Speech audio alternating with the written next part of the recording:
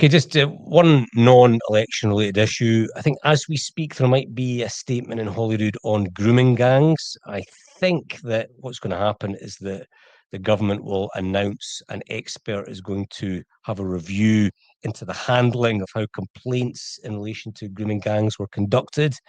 The backdrop to this story is that we've got this national inquiry into grooming gangs south of the border.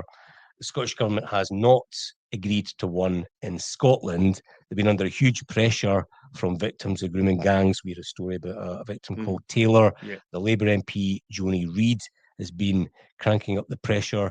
And it seems like there's been a breakthrough in the context of this review that's going to be announced. It's not a full inquiry. That might come. But Ben, it does look like if you support an inquiry into grooming gangs in Scotland, that whatever the government is announcing today with this expert is a step in the right direction. It's a step in the right direction. I mean, I have to say, I don't understand why we've seen with the UK COVID inquiry that public inquiries can be carried out at a UK level.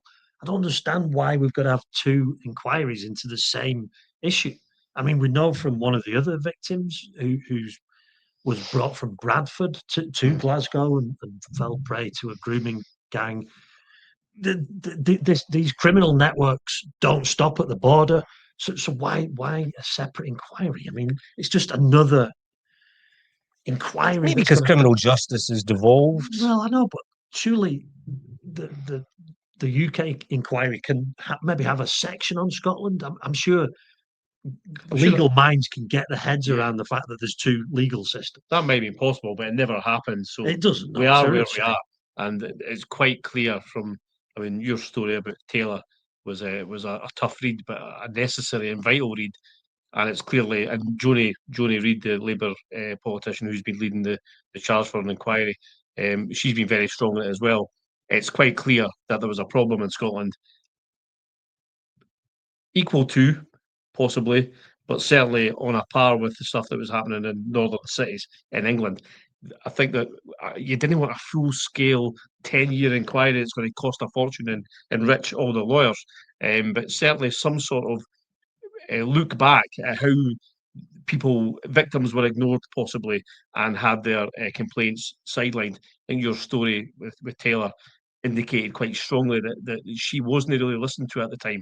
That needs looked at in some way, hopefully quickly, hopefully without great expense. But I think you can get to the truth of this matter pretty quickly. Yeah, it's quite a simple, and it needs someone who's brave enough to say it. Look, a lot of these concerns, same as in Rotherham, same as in Rochdale, weren't looked at properly because of a fear of being seen as racist. That's what someone needs to look at, and I'm convinced that happened in Scotland, and that's the crux of it. It's not that these gangs existed. It's not that victims were raped and victimized. It's that the authorities chose to look the other way for fear of being seen as racist. We know that happened in Rotherham. We know that happened in Rochdale. What we need to know is, did it happen here? There's also I think, though, as well as the racial element, which clearly seems to be part of it, did the police in Scotland ignore the concerns of just girls from housing estates who are not from rich families, who are maybe from vulnerable families, and they in many cases they fell prey to grooming gangs who are very white, so it could well be that poor people were ignored regardless of the ethnicity of the abuser. But you're right, both of these things they looked at were vulnerable young kids ignored, and was the nature of the abuser themselves a contributor to these things being ignored. It's going to be, I mean, it needs to be sorted. Another aspect is that the campaigners wanted this review to be carried out independently of the police because there was a feeling like the police, if not covered it up, but certainly didn't do enough to take people's concerns seriously. I think the case of Taylor, she wasn't even spoken to by the police. So if, as the reports suggest, it's going to be carried out by Professor Alexis Jay, who is a renowned expert in this area, I think that will strengthen confidence in this review. Yeah. What one other thing, and again, this is kind of a much bigger point, but it's something that's been discussed time and time again and never seems to actually, we never get any further. is the separation of the roles of the Lord Advocate, who is the head of the prosecution service and the Scottish government minister.